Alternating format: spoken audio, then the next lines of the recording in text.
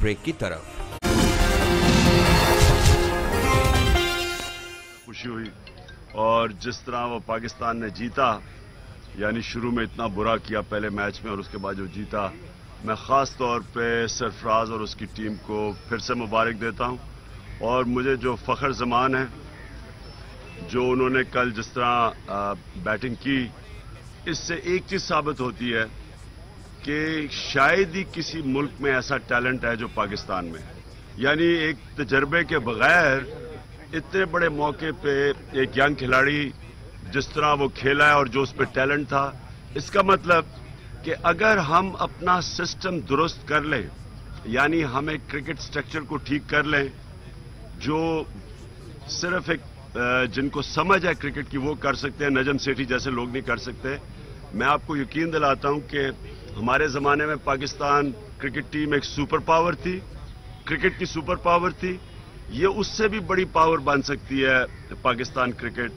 यानी टैलेंट आता है, कई दफ़ा हम बहुत अच्छा कर देते हैं, कई दफ़ा बुरा करते हैं। अगर हमारा सिस्टम ठीक हो जाए तो ये हमेशा के लिए, जिस तरह ऑस्ट्रेलिया है, मुसलसल दुनिया की टॉप टीम रहती है क्योंकि उनका बेहतरीन सिस्टम है फर्स्ट क्लास का।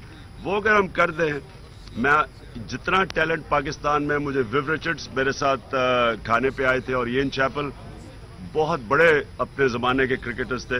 दोनों का ये ख्याल है कि जितना टैलेंट यहाँ है शायद ही किसी दुनिया के मुल्क में। तो फिर से मुबारक। ये बताइए कि हाँ, अब आप वापस गो नवाज गो के ऊपर आ जाएंगे हम। साहब ये बताइए कि कल देखा जब आपने वर्ल्ड कप जिताया और या कल जो चैंपियनशिप सरफराज की टीम ने दिखाई है, तो जश्न देखा पूरे पाकिस्तान में। अगर आप हॉकी की भी बात करें, वो जाने अगर आप इक़्तिदार में आए, हॉकी और क्रिकेट को इस्लाम के लागे किस तरह दुरुस्त? देखिए जी, हॉकी क्रिकेट की बात नहीं है, सारी जो देखिए दुनिया के अंदर इसलिए नहीं कि यहाँ टैलेंट ज्यादा है, वहां आगे हमारे से इसलिए निकल जाते हैं कि उनका जो टैलेंट को पॉलिश करने का सिस्टम है वो बेहतर है। यानी आप सोचें कि 20 करोड़ लोग के अंदर एक आदमी हमारा ओलंपिक्स में नहीं गया, 20 करोड़ पाकिस्तानी है। वहां छोटे छोटे मुल्कों के लोग चले जाते हैं, 50-50 लाख लोग होते हैं सारे मुल्क में, वहां चले जाते हैं। 20 करोड़ लोग के एक आदमी ओलंपिक्स में नहीं जाता। इसका मतलब क्या है कि जिस तरह हमारे सारे सिस्टम तबाह हुए हैं, स्पोर्ट्स का भी सिस्टम तबाह हुआ है। हॉकी देखें, सुपर पावर थी पाकिस्तान हॉकी की, आज हॉकी का हाल देख लें। स्क्वॉश देख लें, यानी 10-10 साल 2 वर्ल्ड चैंपियंस थे, आज किधर है हम।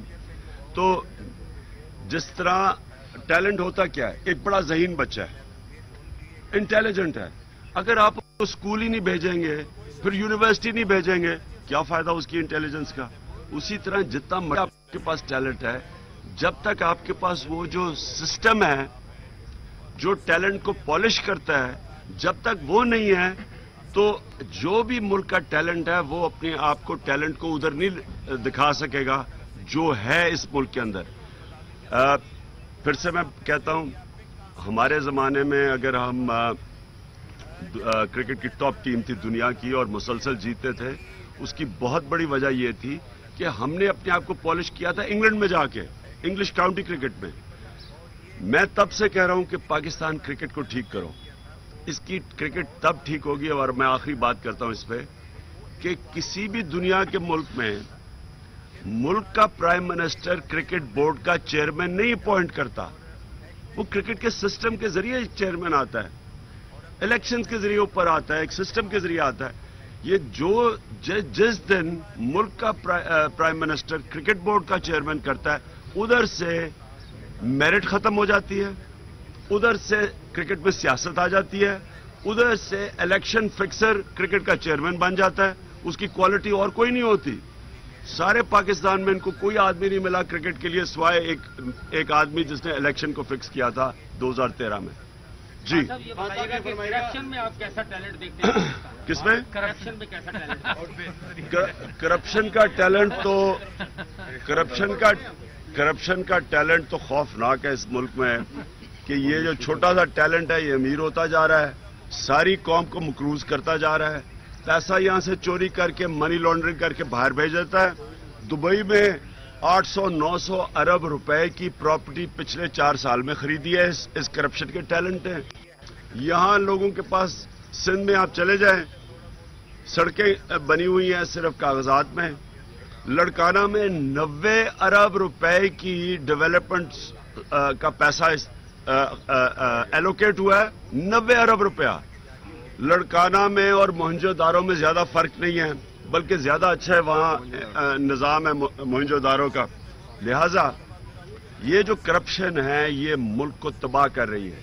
ये इसलिए ये जो पैनामा का केस है ये पाकिस्तान में एक तारीखी केस है।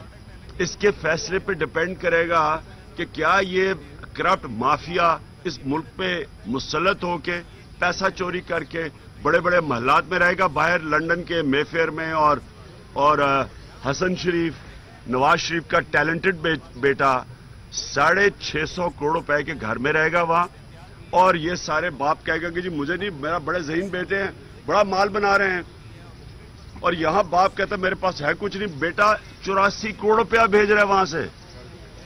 तो इसलिए ये पैनामा एक मुल्क में फैसला कुन केस है।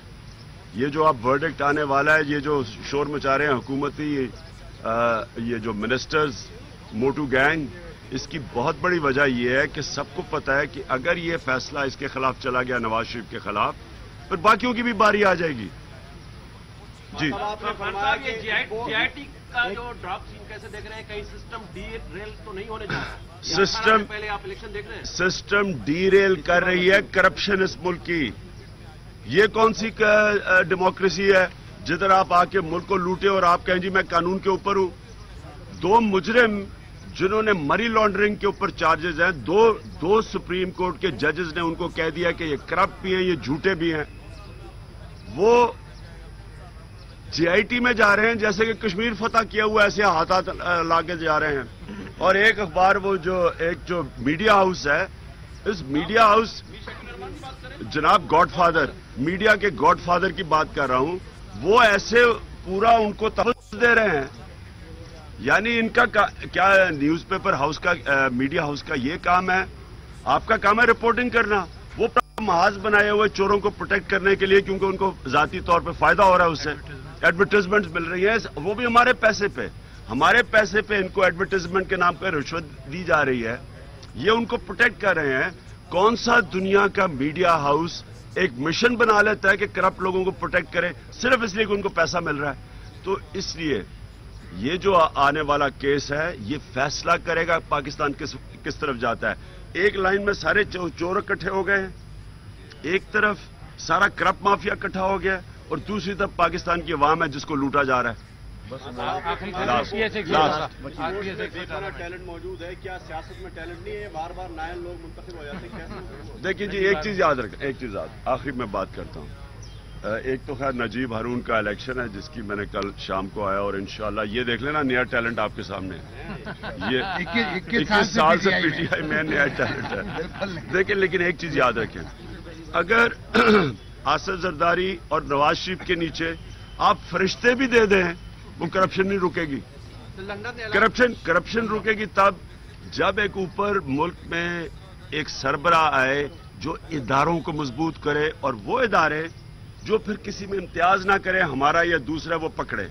मगरिब के अंदर वो फरिश्ते नहीं हैं, उनके इदारे ऐसे हैं कि वो जो भी चोरी करे पकड़ा जाता है, इसलिए वो ठीक है। हमने इदारे ठीक करने हैं, जो कि सुप्रीम कोर्ट ने कहा है कि नवाज शरीफ ने सारे इदारे तबाह किए हैं अपनी करप्शन बचाने के लिए। शुक्रिया जी।